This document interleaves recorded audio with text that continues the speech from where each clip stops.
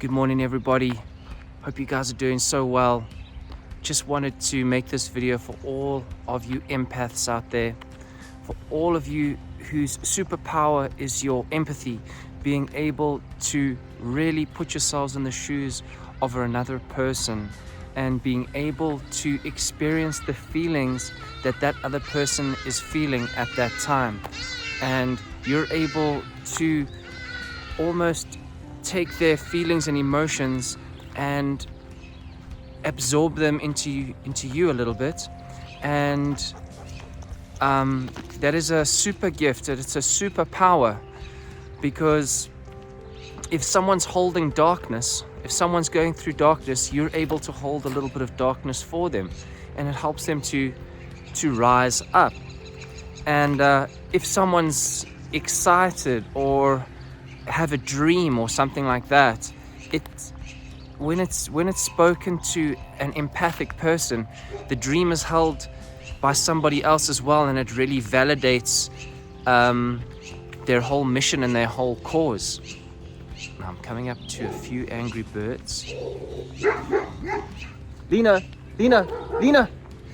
come boy, come.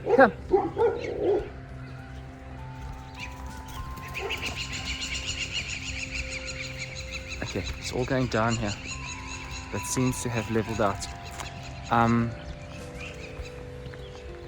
so the power of the empath, the power of what you have. And I'm not sure of the circumstance, but a lot of the times people that are empathic, they have such a skill for it. They have such a skill for tuning into another, and it comes quite naturally to them. That can be the go-to, that can be the modus operandi of your life with the people that are around you, that the people that you meet, is that you go naturally to being empathic to the other. And it feels really comfortable, and it feels like you're doing a lot of good because you are. But the only drawback to that is that you can start living in that space too often and not tuning into yourself enough. And at that point, then your gift becomes a little bit of a crutch. Because if you're only tuning into others, you are losing the ability to tune into yourself and to follow your own tuition. And that's super important to keep you balanced, to keep you going in the right direction for yourself. Otherwise, birds, doggies. Otherwise, you can be swept up in other people's agendas. So let's keep working on our superpower. Let's keep working on our empathy. Let's keep working on changing people's lives and taking people's pain away from them, and helping people dream up all these amazing things. But also at the same time, let's tune into our own intuition and take those small little chances on ourselves, in trusting that what we have inside of ourselves is something amazing to offer to ourselves. And it's harder to listen to yourself. It's so much easier to be able to tune into somebody else and listen to them. It's a wild ride. It's like strapping into a roller coaster and just going for it, you know. But tuning into yourself is actually a lot harder. When I started to do it in the beginning, it felt like inside myself I was going to go knock on a door, you know. I wanted to be let in. I wanted to be led into my intuition, but there was these two like big bodyguards. They're going, no, you don't want to come in here. Scoot off, you know. And I realized, okay, cool, you know, listening to myself isn't just a matter of deciding to do that. It's actually quite a difficult thing to do. And so finding those little things that help you connect with yourself, that are really true to you, is an important thing. You know, like for me, initially, when I started to meditate, I really didn't enjoy it. In fact, I didn't find my way in that way, like just sitting in complete silence. It wasn't my way in. That was a bit of a confusing time for me, to be honest with you. But you know what? Listening to a little bit of music in the background while I'm doing something mindless. For example, I could be walking in a shopping center with a bouncing ball, okay? And I'm listening to my earpods, some meditation music. Then all of a sudden I'm taken into my inner world. I love listening to stuff like Inhale, Exhale. One of my friends started this platform of making this meditative music, and putting that music on takes me into somewhere deep. So finding out what it is for you is very important. Another thing for me is taking my dogs for a walk. You can see there's nobody around here. This is why I've picked this place. I love being in an open space with nobody around, no other bodily energies to tune into, except for a whole bunch of dead people. But for me, being around them is no worries, as strange as that might be.